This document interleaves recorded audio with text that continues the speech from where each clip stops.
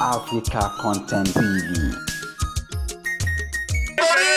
Ọmọlúwàbí àtàtà ní ọ̀gbẹ́rí sẹ́nitọ̀ Sharafadeen Alli ni mò ń gbérí o.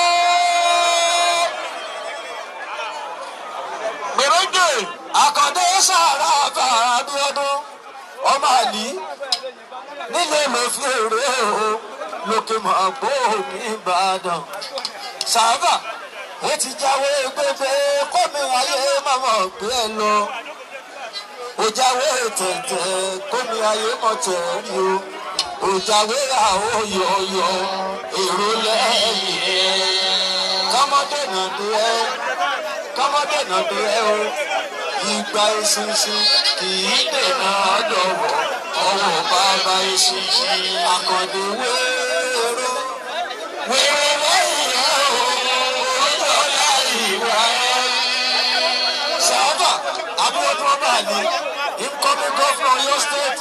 Wéré lẹ́yìn ẹ̀ o. Ó láyé ìwà ẹ̀ o. Sábà ìwà yìí dára púpọ̀. Ayé ìwà yìí dára púpọ̀. Inú mi bí ṣe mí kò rà ọ̀tọ̀. Sábà tó bá wá ti fẹ́ bẹ̀rẹ̀ kó o máa sọ fún wọn pé ó ti júbà akọ́dá ojúbà fáwọn ìṣẹ̀ṣe. Ìbà àwọn ìyá tó nílé ayé kọjá kan ìfàyè ṣe. Akọ́dé ajúbà fún gbogbo àgbà o. Àṣebà wẹ́rú mọ̀lẹ̀ ìbà àwọn ìyá tó láyé kù lọ́tún fàyè lè rẹ lọ́wọ́. Ó ti júbà fún bàbá àti èyí tó bí ẹ òwe. Ọmọ Alli bọ́mọdé bá júbà fàgbà ajáyé pẹ́. Kọ́jú orí tiẹ̀ ṣe níṣẹ́ kò lójúbà fún bàbá ilẹ̀ tó fò láàyè àṣẹni. Adáṣe ní òun mọ ìbá ò gbọ́dọ̀ mú mọ́. Ibi ayé kù sí kí wọ́n fún ẹ ṣe. Ìwọ ò ní omi sáráyé. Ẹrú máa gbé mọ́ ṣe ti àdàbí òfà wọn lọ́dọ̀. Àṣẹ Olúwa dá èèyàn á ṣe sábàbí ẹ̀ lọ sọ́ra yé. Ó lè jọ ọwọ́ ọ̀sán ni ọjọ́ òní ṣàlàyé làwọn káyé fipò dákú ṣeré. Ṣàràbà wọ́n ti tọrọ etí kíìsì fún ẹ lọ́wọ́ ayé.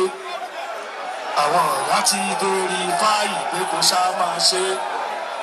Ọlọ́run ló ẹ̀ńtẹ́ntíkéètì tó fi débi adé. Ẹni bá fẹ́ antagonize báwo ni ó ṣe ṣe. Wọ́n ti tọrọ ẹ̀sìn kíìsì fún ẹ lọ́wọ́ ayé.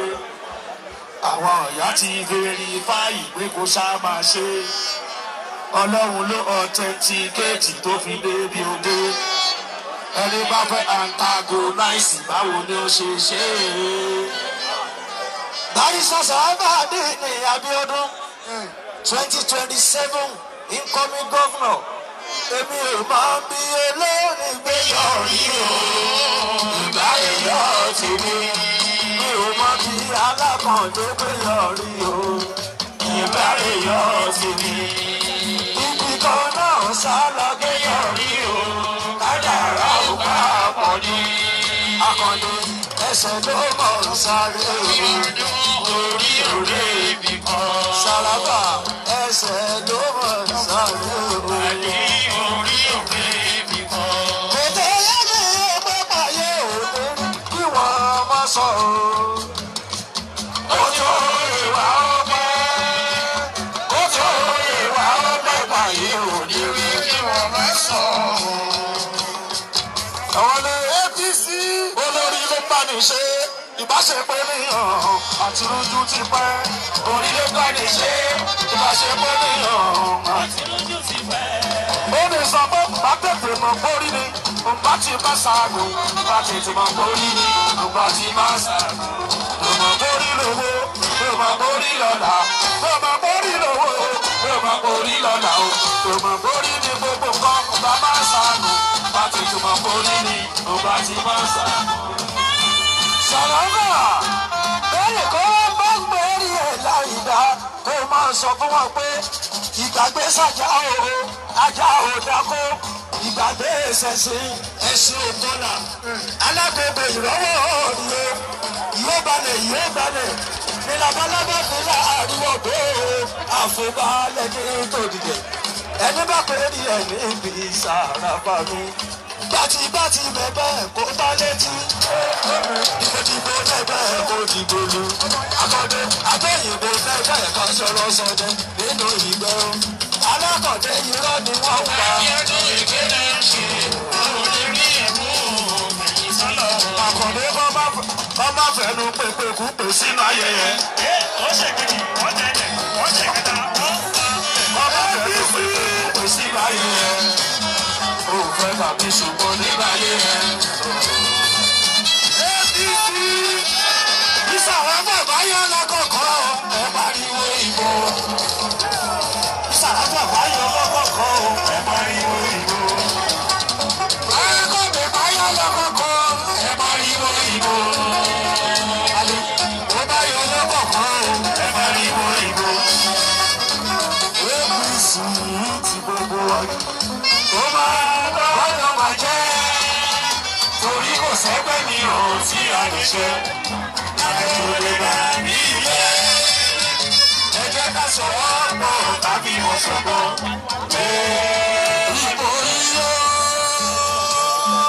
Ìbò iyọ̀, ẹni máa bá wa ní ìbò iyọ̀, a ní sẹ́ǹsì tó mórí pé.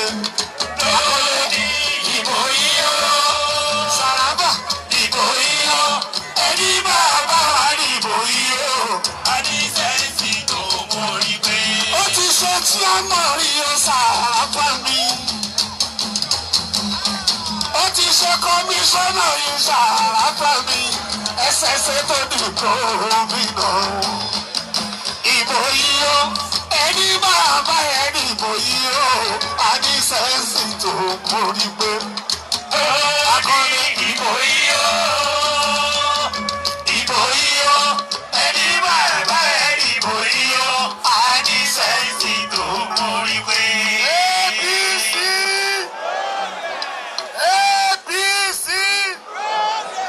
Us despite intimidation.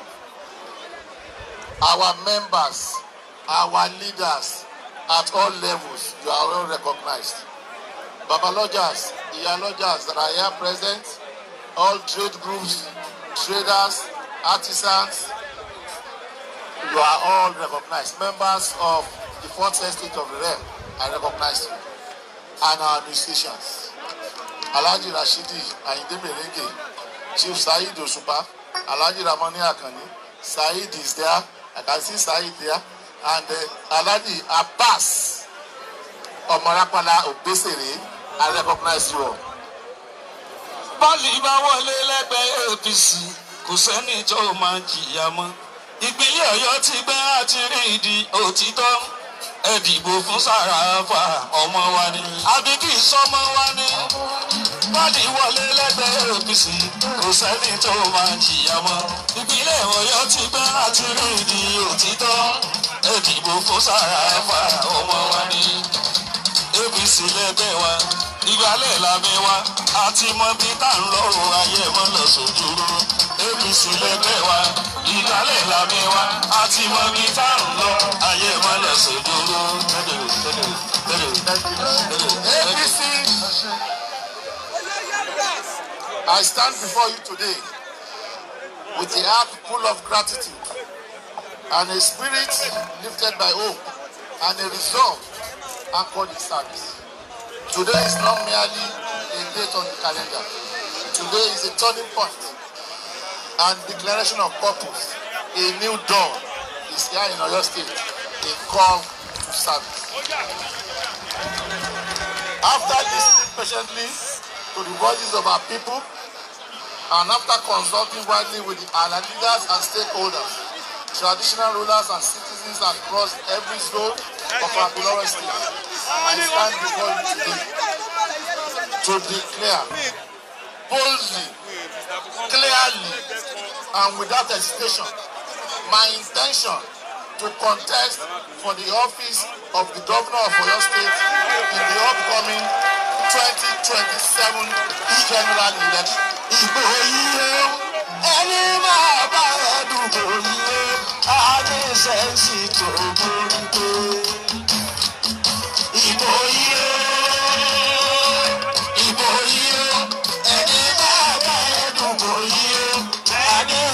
This is not about ambition alone. It is about responsibility. It is about service. It is about the future and prosperity of the good people of Oyo State. My journey in public service has never been about titles, but an unrepentant quest for impact and progress. As chairman of Ibadan North Local Government, we brought government closer to the people, strengthened institutions, improved infrastructure, and ensured that governance was not distant, but present, visible, and meaningful to the most populous local government in the state, as its first democratically elected chairman in November 1991. As secretary to Oyo State government, I served tirelessly behind the scenes to ensure that government worked for the people. Policies were not merely written, they were implemented. Decisions were not simply announced, they were felt in the lives of the ordinary citizens. Under our able father, then Senator Governor Rasheed, now the Oluban of Ibadan. As chief of staff to our father, Governor Ladoja, I stood at the center of governance, coordinating, aligning, and ensuring that leadership and administrative acumen translated into action. As senator representing Oyo South Senatorial, which I am now, I have continued to raise my voice, not for myself, but for our people, through legislation, advocacy, and interventions that touch lives across various states, strata of our economy. Your servant, your friend, your brother, your son, and loyalist, Sharafadeen is not perfect, but proven accountable at all times, and I will continue to be the same person you have always known. My fellow citizens, we all know this truth. Oyo State is blessed. Blessed with history, the cradle of Yoruba civilization. Blessed with culture, a tapestry of traditions that enrich humanity. Blessed with fertile land that has fed generations, both in the savannah and the rainforest. Blessed with hard-working people whose resilience defies description. One of whom was our late father and leader, Senator Abiola Ajimon. May his soul rest in perfect peace. And yet, we all know this. We can do more. We must do more. And together, we will do more. Together, everybody achieves more. Nelson Mandela, the title of moral leadership, taught us that a nation's greatness is measured by how it treats its weakest members. Oyo State deserves leadership that measures itself not by the grandeur of its resources, not by the conquer of it, but by the dignity of its poorest citizens.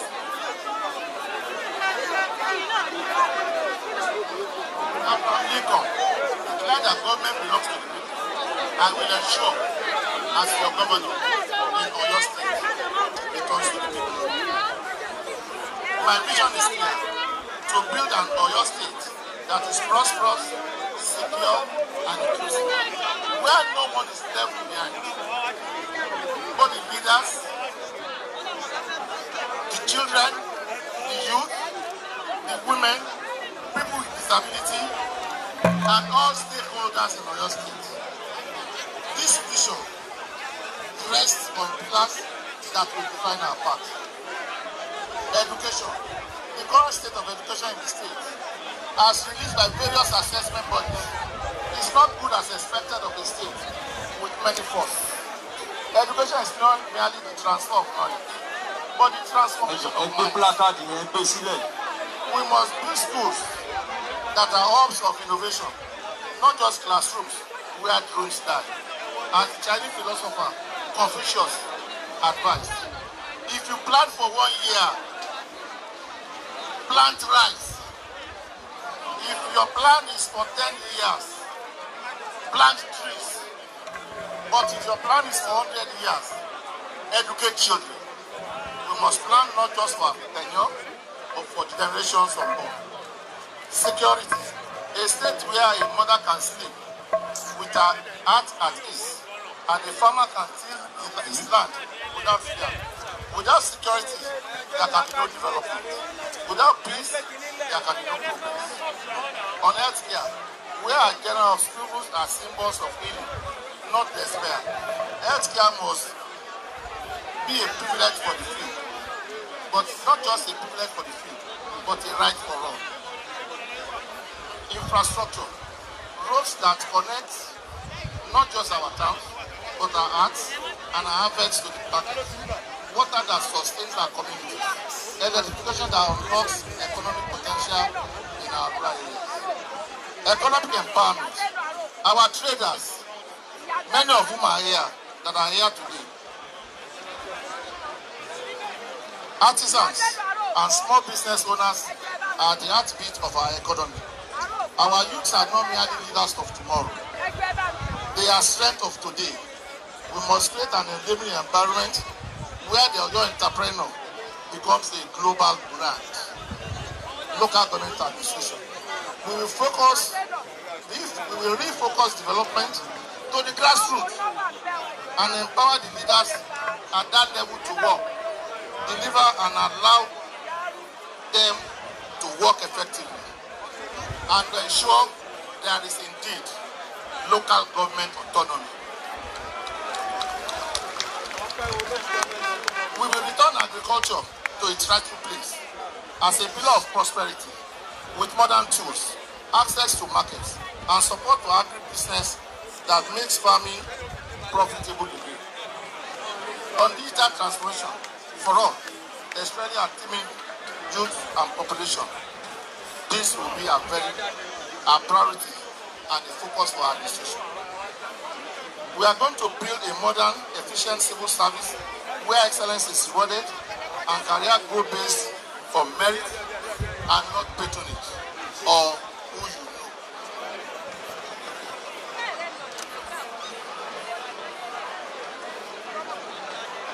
My governance philosophy. We will govern with transparency. We shall lead with accountability. We will serve with integrity. The servant leader is a servant first. It begins with the natural feeling that one wants to serve. To the women of Oyo State, you are pillars of strength, builders of hope, and rivers of progress. I hear you loud and clear.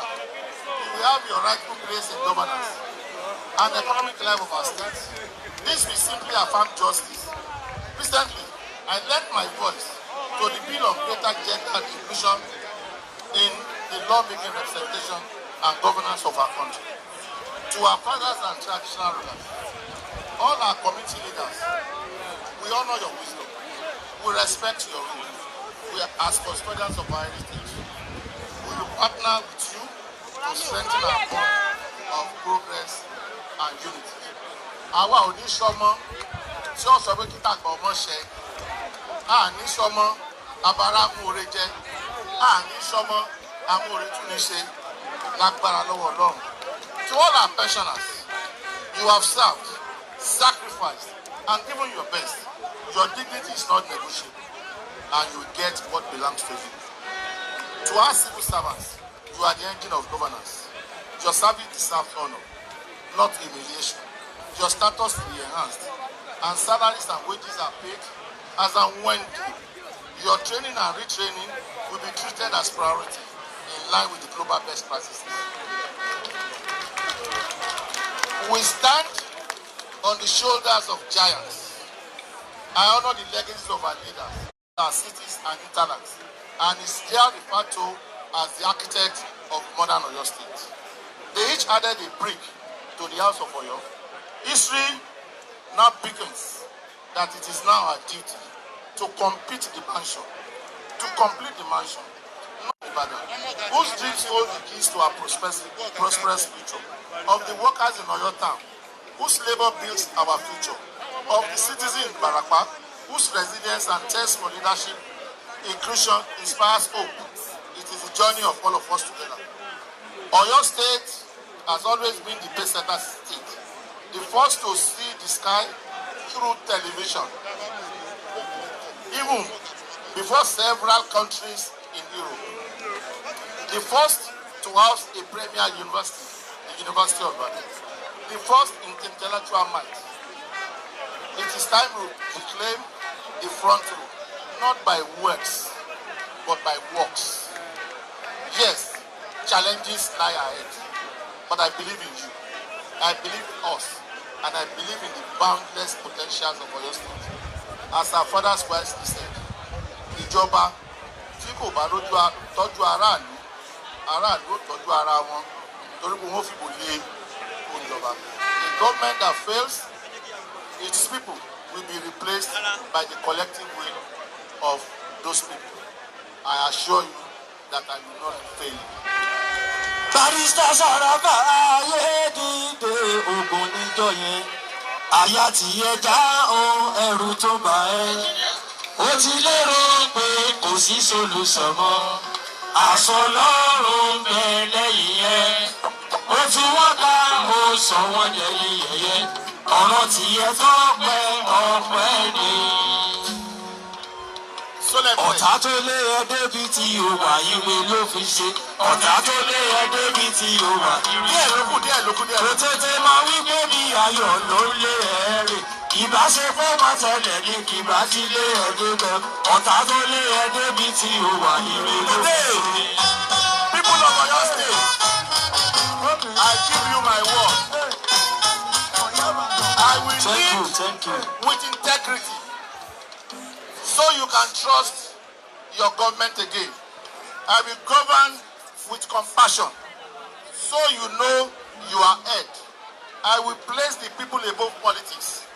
I will remain your Sharafadeen, accessible, accountable, and anchored in service.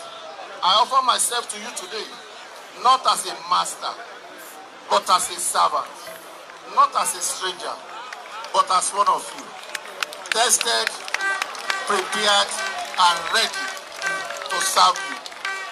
Before I conclude, I must recognize, while I was talking, I recognized our late leader. I must also recognize the living ones. Our Excellency, Ambassador Florence Fatima and Jimon, who has very good reasons not to be here today. I also recognize our leader, Senator Teslim Kolawole Kolani Omolobojo. In conclusion, as I stand before all our people today, especially our party leaders, including men and women, our youth, who has remained unshaken in our collective resolve to rescue the state, I'm assuring you all that your labor of love for our collective aspirations will not go unrewarded. Our administration will be party-driven, and everyone will have a say in the day-to-day running of our government. Today, we will build a state where other states will copy and see as benchmark for quality leadership and egalitarian values of what real democracy should be to our people. I also recognize my brother, His Excellency, the Honorable Minister of Power, Chief Adebayo Waheed Adelabu. I will not finish without recognizing the wives of distinguished senators that are here, including my wives. I'll use distinguished sister Temitope Adeola Yayi as point of contract to recognize all the distinguished wives of senators that are here present, including the wife of Senator Yunus Akintunde.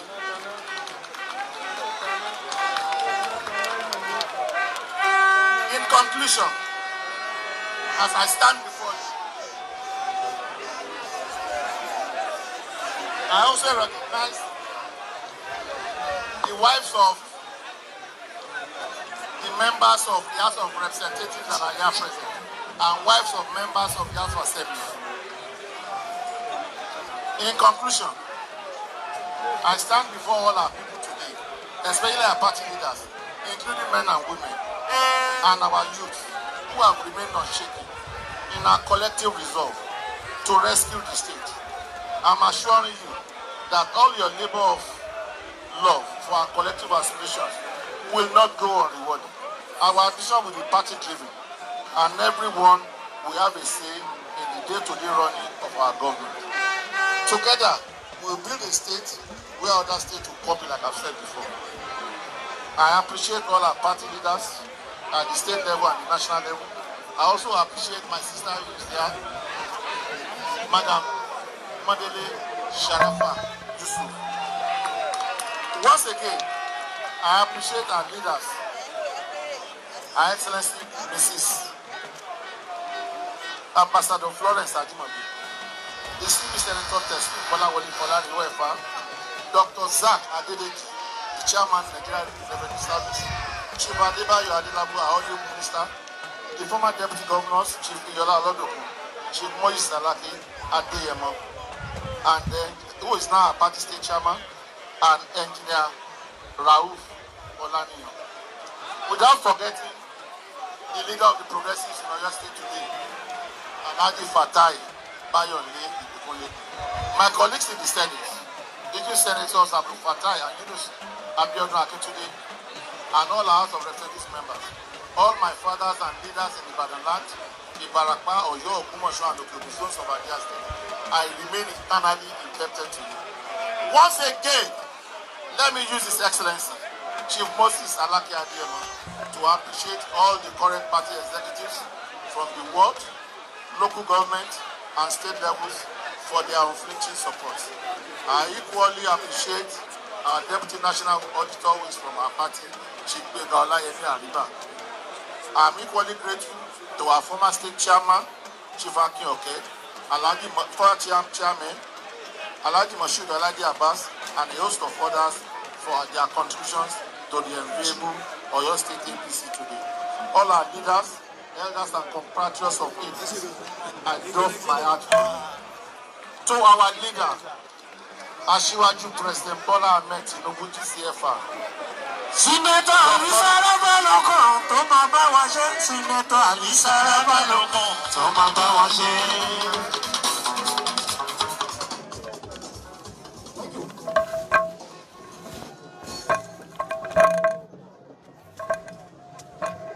To our leader, your courage in reforming Nigeria inspires us to be bold in Oyo.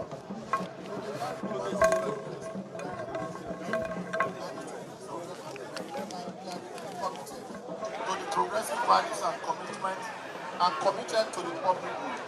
God bless you, our father, the president, for changing our country's narratives to that of renewed hope and greater tomorrow. Let us all rise